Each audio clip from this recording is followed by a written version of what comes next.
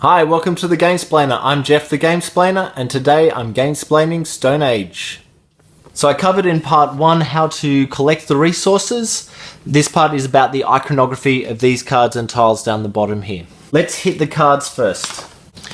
There are two types of card. The cards down here that have the sand on the bottom corner, and the cards that have the grass on the bottom corner. Let's deal with the ones with the sand on the bottom corner. So these 4 to start with. These 4 give you points depending on what else you have done through the game when you get to the end of the game. So for each little guy that you have in that bottom left-hand corner, he multiplies by this symbol. So in this case, the agriculture. So wherever you have your agriculture marker up this track at the end of the game, that would multiply by the number of men you have on the bottom of these cards. So in this case, you would get 3 extra points, 3 times 1. If you have another one with this type of marker on the bottom of it, these guys all add up and still multiply by the same number as what's over on the agriculture track. The other thing to remember is you get the resource that's sitting in the water at the top. So when you purchase this, you will get 1 stone back, and then you've got the points at the end of the game. This card gives you 2 food, so you can get food from the top of these, and the bottom will give you the number of these tiles that you have at the end of the game multiplied by the number of guys. So in this case, 2 times whatever your tiles are, that's how many points it is worth. The top corner of this one, whenever there's the picture of the 2 dice, it's showing you you're going to roll 2 dice. And in this case, you're rolling those 2 dice against the resource for wood. So roll 2, and on a 3+, you'll get a piece of wood. If you get 2 3s or a 3 and a 4, whatever, you'll get 2 pieces of wood. So it's basically an extra, it's like having 2 meeples over in the wood location. The bottom of this is 2 of the guys multiplied by the number of meeples you've got in your tribe at the end of the game. This card gives you one of these tiles that adds 4 to your number of a dice roll, but it's a one-off use. If it's a permanent use, it'll have a little plus sign next to it. And the bottom of this card is the total number of the tool markers that you've got. So at the moment I've only got the 1 tool marker, but if I had a 3 in here and a 4 in here, you add all those numbers up and multiply by the number of guys for your final points. This one's a little bit funky. What you do is you roll a die for each of the people at the table. So if you've got 4 players, you're rolling 4 dice. Whatever those dice show, that is the resource or the tool or agriculture bonus that you're going to get. So you, being the person rolling, chooses which of those dice results that you want, and you take the resource or added bonus. Then the person to your left does exactly the same all the way around until each of the 4 dice rolls has been sorted out. So whenever you purchase this, everyone wins.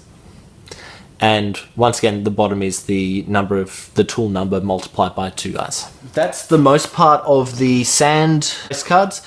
The other base that we have on the cards is the grass.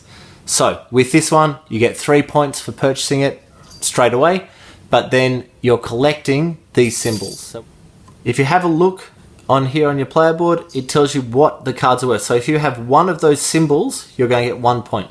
If you have 4 different symbols, you'll get 16 points.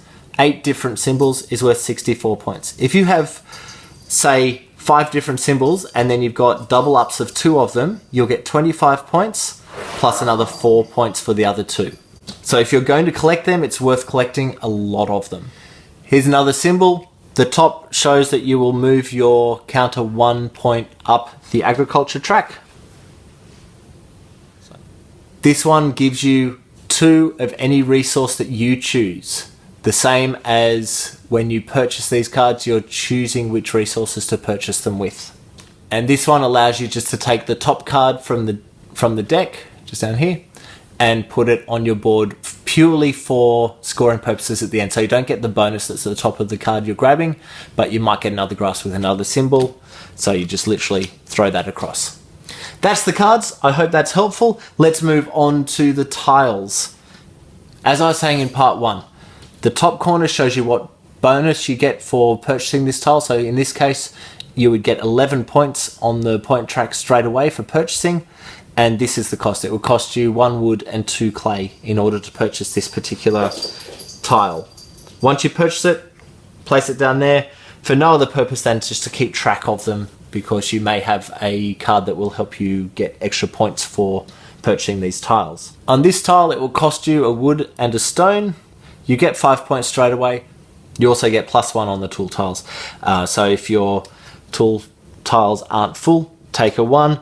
If they're all full with 1s, flip one of them over to a 2 or change 2 to 3, etc. This one has that same symbol stating that you can use any resource to purchase it. The 5 in the middle of that is saying it needs 5 resources in order to build this particular building. And in brackets over here, there's 3 little icons that's saying that it needs 3 different resources to purchase this. So you could purchase this with, say, 2 gold, a wood, and a clay. And if you were to purchase it with 2 gold, a wood, and a clay, you would get added up what each of those resources is worth in points. So each gold is worth 6, so 2 gold, that would make 12, a wood, that would make 15, and a clay, which makes 19. So by purchasing this particular tile with those resources, that would get you 19 points. And this card is very similar to the previous one. This allows you to purchase this particular building with anywhere between 1 and 7 resources, and you get the added up value of all those resources on the points track straight away. So it could be very valuable if you're able to purchase it with 7 gold. It would only be worth 3 points if you purchased it with a wood, however. That's pretty much the breakdown of all the icons that you're going to come up against. I hope that's been helpful with getting Stone Age to the table. I hope that it's understandable. People usually get locked up or caught up with the meanings of the icons on these cards, so I hope that's broken through. A quick explanation of the idea behind the icons is probably the easiest. You don't need to explain each of them. You may need to just explain each of the cards and tiles as they get turned over, rather than trying to go through them all right at the beginning.